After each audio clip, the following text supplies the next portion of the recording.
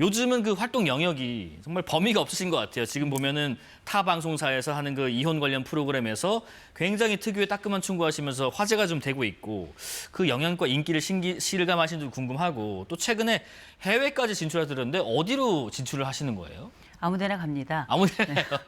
네. 사실 우리가 뭐 살아가면서 여러 사람들을 만나고 또 그 사람들과 관계를 맺고 그러면서 또 새로운 관계로 들어가고 또 그런 관계를 맺다 보면 또 갈등이 있을 수도 있고 그렇죠. 때로는 이 갈등이 굉장히 심각한 경우가 있는데 정말 놀랍게 어딜 가나 심각한 갈등을 가지고 있는 분들은 많이 있어서 이거는 국내 국외의 문제가 아니고요.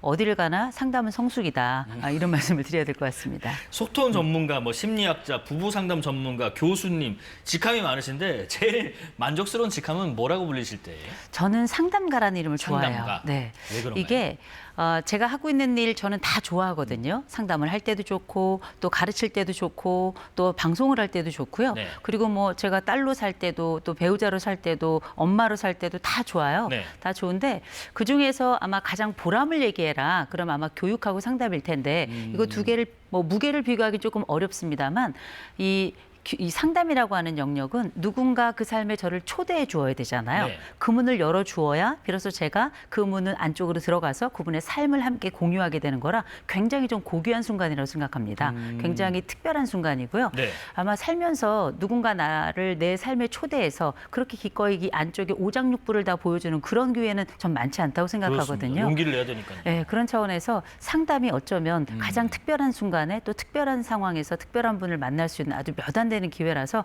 저는 흔히 영혼과 만난다 이런 얘기 하거든요. 그런 의미에서 제가 가지고 있는 여러 역할들 중에 상담이 저로서는 가장 기쁘기도 하고 제 1순위이기도 합니다. 네, 오늘도 뭐 이런저런 내용들 좀 상담을 좀 요청드려 볼게요. 최근에 그 방송 중인 프로그램에서 그 화제성, 뭐 파급력 이런 게 굉장히 커서 부부 상담이랄지 뭐 이혼 관련 상담에서 굉장히 회자가 많이 되시는데 이 교수님께서 여러 상담과 소통 영역 중에서 특히 애정을 가지고 관심을 두는 상담 영역이나 분야가 있다면 혹시 어디가 있을까요? 저는 사실 중노년 상담을 저는 굉장히 애정합니다. 아, 중노년이요? 제가 그래서 뭐 조금 전에 뭐 오은영 박사님 말씀하셨습니다만 제가 보통 농담 삼아 제 소개를 할 때 아동 상담은 오은영, 개 상담은 강용욱, 중노년 상담은 이호선. 제가 보통 이렇게 제 소개를 하는데 그건 뭐 저도 물론 아동 상담도 하고 청소년 상담, 뭐 청년 상담, 중년 상담, 노년 상담. 사실 상담이라는 영역이 요람에서 무덤까지 다 살피는 부분이기는 해요. 그렇죠. 다 연결돼 있으니까요. 근데 그 중에서도 내가 가장 그 안쪽에 매력을 느끼고 또 그 안쪽에 중요성을 느끼고 또 함께 만났을 때 저도 잘 녹아 들어가는 영역이 이 전문가들마다 조금 다릅니다. 근데 저는 중노년이 옛날에 제가 어렸을 때부터 좋았어요. 아주 어렸을 때 제가 그렇다고 할아버지 할머니 기억이 있었던 사람은 아닌데도 불구하고 그냥 어르신들 보면 굉장히 좋고요. 또 중년들 이렇게 지나가는 걸 보면 나는 중년이 되면 어떻게 살까 이런 생각도 좀 많이 했었고 네네. 그래서 그런가 지금도 여러 상담 영역이 있긴 합니다만 그럼에도 불구하고 중노년 상담이 있다 그러면 저는 뭐 서슴없이 들어갑니다. 아, 그러시군요. 그 교수님 특유의 그 화법과 촌철살인의 그 어떤 충고가 교수님만의 어떤 시그니처가 된 것 같은데 앞서 제가 뭐 말씀을 재미로 좀 드렸습니다만은 오 교수님 비교하면서요. 교수님께 그 상담받는 분들이 소위 말하는 팩트에 좀 공감하고 또 그런 방식의 상담을 왜 받고 싶어 한다고 생각하시는지 좀 궁금해요. 일단은 이제 모든 상담이 다 그렇게 직면 중심으로 가진 않습니다. 사실 이 방송이라고 하는 게 그 여러 상담의 장면들 중에 편집을 일부를 또 편집을 해서 압축적으로 그 내용을 전달하기 위해서 여러 면으로 다차원적으로 보여주지는 않거든요. 근데 실제 저희가 상담을 할 때 공감이 굉장히 중요한 부분이기는 해요. 그러나 공감만이 답은 아닙니다.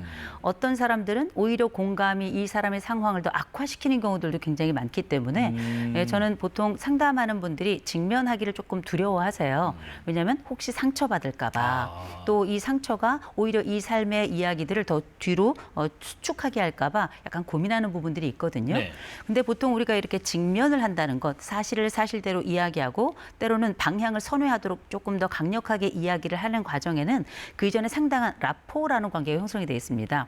이 라포라고 하는 건 일명 치료적 관계, 또 치료적 동맹, 믿음의 관계 이런 거라 충분히 이 사람과 공감의 여지를 가진 가진 상태에서 우리가 일명 직면으로 들어가지 그냥 얼굴 보자마자 바로 당신 이렇게 하진 않거든요. 그래서 일단 안쪽에 수많은 함께 공유하고 있는 시공간이 있다라는 거 말씀을 드리고요. 다만 이제 분명한 건 요즘 사람들이 호흡이 짧습니다. 호흡이 짧고 그리고 아주 선명한 것을 좋아하기 때문에 내가 원하는 답 혹은 때로는 내가 가야 한다 생각하는 그 방향에 대해서 누군가 함께 그 길을 갈 때 마치 우리가 요새 유튜브도 2배속, 3배속 보잖아요. 네네. 상담도 2배속, 3배속으로 하길 원해요. 근데 사실 천천히 가야 하긴 하지만 짚을 건 딱 짚어야 그다음에 속도가 나거든요. 막 듣다 보면 선생님 그래서 제가 뭐가 문제라는 거예요? 이렇게 다급하게 다가오시는 분도 계실 테고. 그렇죠. 네. 그럴 때 그냥 그 속도에 맞춰서 제가 조금 더 다른 분들에 비해서 빠르게 말씀드리는 것뿐이고요. 그 조금 빠르게 말씀드리는 그 부분을 조금 더 즐거워하시는 게 아닌가 싶은데 제일 중요한 건 즐겁다 아니다는 하나도 중요하지 않습니다. 좋아져야죠. 그 삶이 좋아지고 그 관계가 좋아지고 그 상처가 낫고 아픔이 회복되고 이런 모든 여정에 필요하다면 직면을 하는 거지 사실 이 직면 자체가 모든 상담에서 발생하는 것도 아니고요. 또 이 직면을 했을 때 때로는 어떤 분은 이걸 받지 못하는 분들도 계세요. 네네. 그래서 이런 것들을 잘 살펴서 이 사람들의 좌우, 앞뒤, 안쪽 또 바깥쪽까지 두루 살펴보면서 필요한 경우 또 방향이 정말 확연하게 달라져야 될 경우에만 그렇게 직면을 하는 건데 요즘 분들이 뭐 속도도 그렇지만 이런 강력한 에너지를 조금 더 선호하시는 것 같긴 합니다. 네. 오늘은 그 의외로 저희가 좀 사전에 여쭤보니까 뭐 부부 상담이랄지 불통 소통 이런 관련된 이야기보다 나이 잘 드는 법에 대한 말씀을 좀 하고 싶다고 들었는데 짧은 시간이나마 그 이 주제를 고르신 이유가 있을까요? 잘 읽어야 되니까요. 잘 늙어야 된다. 이게 요새는 100세 시대가 아니잖아요. 예, 예. 100 플러스 알파 시대다 이렇게 얘기할 정도로 진짜 긴 세월을 우리가 살아가게 되는데 그 얘기는 뭐냐면 보통 성장이 25세고 그 이후로는 다 노화거든요.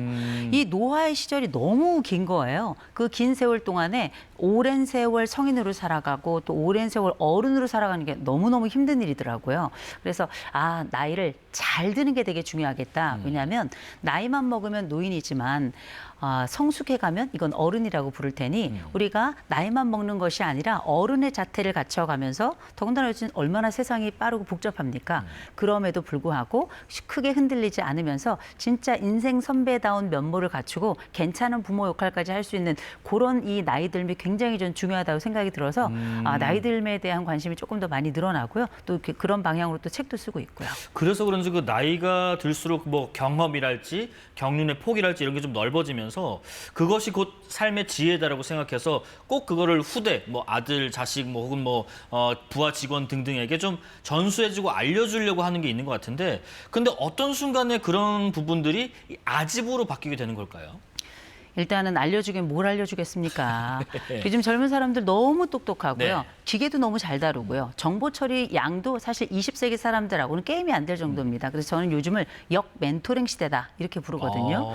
멘토링이 위에서 아래로 부모가 자식이 선배가 후배를 이런 식으로 우리가 알고 있는 위에서 아래쪽으로 마치 뭐 중력의 흐름처럼 그렇게 자연스럽게 이런 지혜들이 흘러내려오는 거라고 생각하는데 지금은 세상이 달라졌잖아요. 오히려 나이 드신 분들이 젊은 사람들에게 좋은 질문을 해서 그 젊은 사람들이 가지고 있는 그 숱한 새로운 이야기, 그 새로운 물을 오히려 역으로 마셔야 되는 저는 이런 상황이라고 생각을 하는데 그럼에도 불구하고 가끔 내가 꼰대인가 아니면 내가 왜 갑자기 내가 굳은 사람이 된 것 같은 그런 느낌이 들 때가 있잖아요. 예. 근데 그건 단순히 몸이 뻣뻣해서가 아니고요. 사실상 유연성이 좀 떨어진 건데 이 유연성은 몸의 유연성도 있지만 정신과 또 적응의 유연성이라는 것도 있잖아요. 그래서 사실 어느 순간에 내가 꼰대가 됐나 이런 걸 물어보시는 분들이 계시다고요. 네네. 어느 순간 딱 보니까 나 혼자 얘기하고 있어 그냥 꼰대예요. 그리고 앉아 있는데 나 빼고 사람들이 슬쩍슬쩍 일어나기 시작한다. 그럼 둘 중에 하나입니다. 그 사람들이 나를 싫어하거나 아니면은 내가 혼자 이 주도권을 가지고 가면서 일명 꼰대 역할을 계속 하고 있는 거다. 이렇게 생각하시면 될 것 같습니다. 나 혼자 얘기하고 있거나 슬쩍슬쩍 이제 자리를 떠나거나 이러면은 내가 꼰대인지 아닌지 스스로 자가 판단할 수 있는 아주 쉬운 방법 중에 하나라고 하십니다. 근데 그런가 하면 좀 우리가 나이가 잘 드는 방법 중에서 그런 얘기도 해요. 계속 과거에 머무르는 분들 계시잖아요. 예를 들면 내가 그때 왜 그랬을까 계속 마음에 담아 있고 또 아유 그때 이 인간만 안 만났어도 뭐 이런 얘기들 꼭 그게 부부간에 아니어도 하면서 과거에 계속 매여 계신 분들, 이런 분들에게는 어떤 말씀을 좀 주고 싶으세요? 그 인간을 안 만났으면 또 다른 인간을 만났을 거예요. 사실 우리가 지난 세월 돌이켜보면 네. 뭐 지난 건 한숨이고 남은 건 주름일 수 있겠으나 지난 건 지난 겁니다. 결국 우리가 내가 지난 순간에 모든 것들이 다른 사람들이 나에게 영향을 미쳐서 그거로만 사는 사람은 없어요. 다 선택하며 살았거든요. 그 선택 중에는 내가 책임지고 싶은 선택도 있고 책임지고 싶지 않은 선택도 있으니까 아무래도 정신건강의 최고봉은 역시 남 탓 아니겠습니까? 지난 세월도 남 탓이다 생각하면 사실 나는 신세가 편한 거거든요. 그런데 생각해 보면 네. 과거에 지난 모든 것들도 내 선택이 그 안에 항상 있었다라는 거 기억했으면 좋겠고요. 그리고 뭐 저도 나이 들어가고 저보다 더 인생 선배로 나이 들어가시는 분들 이야기를 들어보면 성찰 얘기들을 그렇게 많이 하시더라고요. 근데 뭐 전 성찰이 대단하고 엄청난 주제라고 생각하지 않고요. 아, 옛날에 크게 잘못했다면 이제 조금 덜 잘못하는 거. 옛날에 큰 실수를 했다면 이제 조금 덜 실수하는 거. 근데 생각해보면 우리가 뭐 늘 어떻게 잘하겠습니까? 네네. 또 우리가 뭐 지금 내가 50이다, 60이다 얘기합니다만 공자님께서 40이면 불혹이라고 얘기했잖아요. 네네. 근데 이게 흔들림이 없다, 미혹됨이 없다는 거지만 40 넘어보신 분들은 다 알아요. 막 미친 듯이 흔들리는 거거든요. 50 넘으면 공자님께서 지천명이라고 하셨어요. 하늘의 뜻을 안다는 뜻인데 제가 50이 넘어보니까 그 지천명이 왜 지천명인지 알겠더라고요. 왜요? 문제가 지천이라서. 아, 그래서 지천명이다. 이순이면 60 얘기하는데 예, 예. 귀가 순해진다지만 선배들 얘기 들어보면 좋은 소리만 들리지 않는다 하더라고요. 그러니까 결국 사람이라고 하는 게 매번 흔들리고 매번 어려운 것 같아요. 어릴 땐 어릴 대로 어렵고 클 땐 또 클 대로 어렵고 나이 들어가잖아요. 점점 더 어려워지는 게 지금의 이 삶이고 지금의 자리가 아닌가 싶은데 네. 근데 제가 늘 드리는 말씀은 저도 그렇고 같이 나이 들어가고 또 저보다 훨씬 더 나이 드신 분들이 한결같은 이야기는 그럼에도 불구하고 그 자리에서 최선을 다해야 된다. 그런 얘기 하시는 게 그 20세기 최선하고 21세기 최선이 좀 다른 것 같아요. 네. 20세기 최선은 선배들만 따라가면 돼요. 열심히 그 길만 마당 쓸듯이 그렇게 따라가면 되는데 21세기 최선은 좀 다른 것 같습니다. 21세기 어른은 누가 알려주는 어른이 아니고요. 과거에 따라갈 만한 이런 새로운 모델도 없는 게 바로 21세기 어른이라서 네. 근데 제일 먼저는 일단 주변이 많이 흔들리기 때문에 내 자신을 잘 살필 수 있는 이런 심리적 포만감, 주변의 흔들림 속에서 나를 잘 간직하는 인생의 정원 같은 것들을 좀 가지고 있어야 될 텐데 좀 그래서 공부 많이 하시라고 말씀드려요. 앞으로를 또 받아들이는 데 있었어요. 과거에 얽매여 있는 것도 있지만은 아직 은퇴를 하지 않은 분들은 그 은퇴를 또 저처럼 신혼부부의 경우는 부모 입장에서 자녀를 완전히 떠나보낸다는 것에 대한 어떤 준비가 돼 있나 싶기도 하고 그리고 뭐 평생의 반려자와의 이별까지 여러 사건들이 있을 텐데 받아들이는 것을 앞으로의 다가올 것에 대해서 이건 어떻게 마음가짐을 가져야 될까요? 일단 신혼 축하드리고요. 감사합니다. 네네. 그런데 우리가 뭐 은퇴도 하고요. 네. 아이들도 떠나보내고 이게 어쩌면 누군가에게는 상실의 개념이에요. 그래서 사실 우리가 그전에 아이들을 떠나보내는 것도 그전에 뭐라고 불렀냐면 빈둥지 증후군 얘기 많이 했습니다. 근데 요즘 부모님들 빈둥지 그렇게 힘들어하지 않으세요. 그래요? 실제 그 빈둥지 때문에 몸소리 치면서 알아눕는 분은 5%도 안 됩니다. 오히려 남모르게 뒤에서 만세를 부르는 분들 많거든요. 아, 이제 됐다. 그래서 오히려 자식들이 너무 기뻐하는 부모를 보면서 우울증에 빠지는 아, 반대로? 내가 내 부모에게 그 정도밖에 되지 않았나. 그래서 일명 이걸 제가 이렇게 붙였습니다. 이름을 역빈둥지다. 역빈둥지. 예, 오히려 내 부모가 내 품에 있지 않은 것에 대해서 굉장히 고통스러워하고 힘들어하는 이런 양상이 이제 벌어지게 되는데 결국은 우리가 지금 부모의 역할이나 뭐 인식이나 혹은 방향이나 이런 것들도 과거와는 많이 달라진 게 있습니다만 그래도 역시 상실은 절대값이 있어요. 또 내가 고통이나 상실이나 혹은 상처는 내가 오롯이 지고 가야 될 절대값이 있는 거라 남이 아파줄 수는 없는 거잖아요. 분명한 건 퇴직이 끝이 아니고요. 네. 퇴직도 우리가 선택하고 또 그 인생의 한 부분이기도 했어요. 일이라는 게 선택이었으니까. 그러면 지금부터는 이제 인생의 시계가 달라져야 됩니다. 과거에는 회사 시계로 움직였다면 이제는 나의 인생 시계로 움직여야죠. 빼곡하게 일주일의 삶을 만들어서 누구도 나에게 마치 너의 일상이 어떤 일을 하는 사람 같다. 그러니 나에게 노는 사람 같다. 아무것도 안 하는 사람인 것 같다는 얘기를 듣지 마시고요. 나의 일상을 딱 짜셔야 돼요. 나 월요일은 이거 해. 나 뭐 토요일은 이거 해. 참고로 저희 시어머니는 예. 이제 70대 이제 중후반 되셨는데 저희 시어머니는 늘 토요일 오전이면 화장실 청소를 하세요. 그 화장실 청소를 위해서 약속도 안 잡으세요.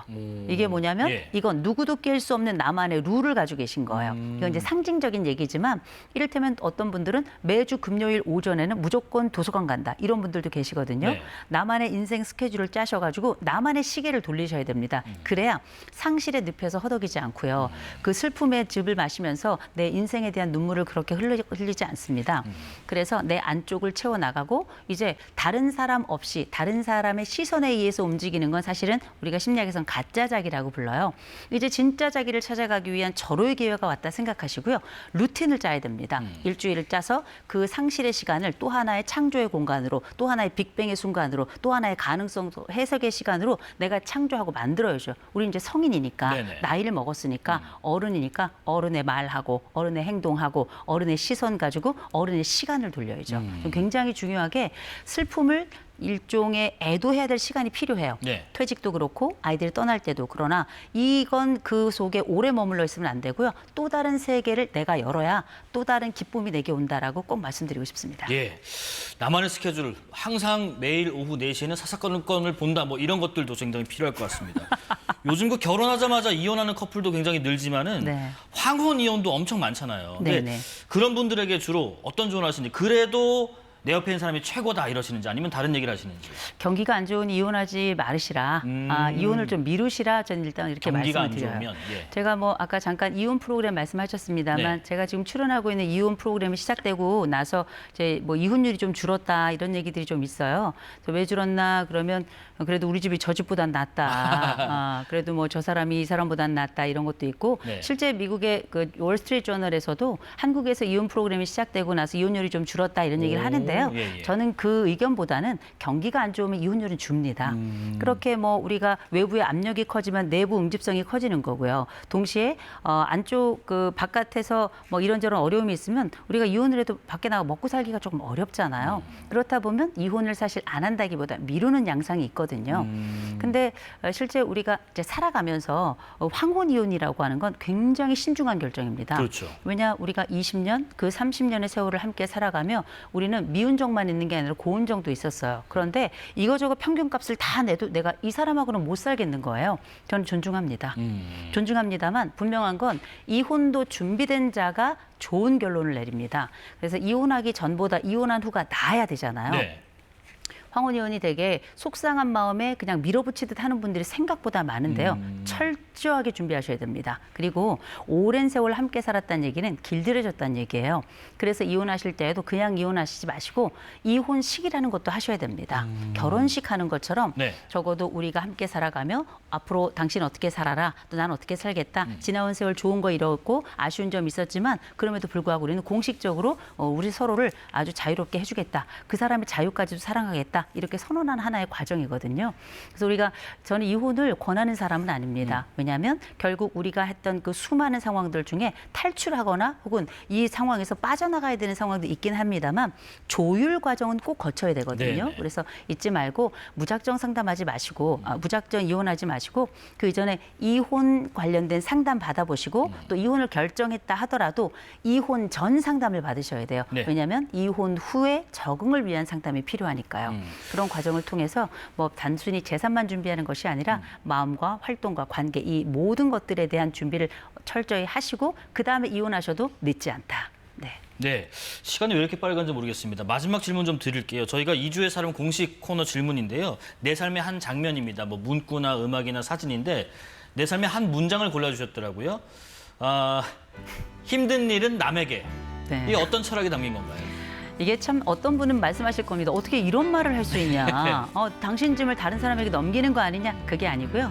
사람이 자기 주제를 모르고 너무 많은 일을 맡으면 모두가 망가지더라고요. 오히려 내가 힘든 일이다 싶을 때에는 누군가에게 도움을 청할 줄 아는 용기도 필요하다. 또 내일인 것과 내일이 아닌 것들을 구분을 해서 내일이 아닌 것들은 다른 사람들에게 이렇게 좀 넘기는 것도 자기의 건강과 타인의 역할을 위해서도 좀 굉장히 중요한 과정이라고 생각해서 약간 이상한 말씀이고 또 어떤 분들은 어떻게 이런 말을 하냐 하시겠지만 가만 생각해 보면 어쩜 우리는 모든 것들을 다 이고지고 살아왔다. 그리고 이 모든 것들 이고지고 사는 것들이 옳다 생각했지만 그게 때로는 나를 망가뜨리는 일이었고 타인의 기회를 가져가는 일이었을 수도 있다 생각한다면 적절하게 어른이 힘든 일을 잘 나누어서 분별하고 그렇게 재분배하는 건 어떻게 보면 삶의 지혜이자 또 우리에게 필요한 과정이 아닌가 싶습니다. 예. 자, 이주의 사람 지금까지 소통 전문가이자 심리학자, 무엇보다 최고의 상담가이신 이호선 교수와 이야기 나눴습니다. 고맙습니다. 고맙습니다.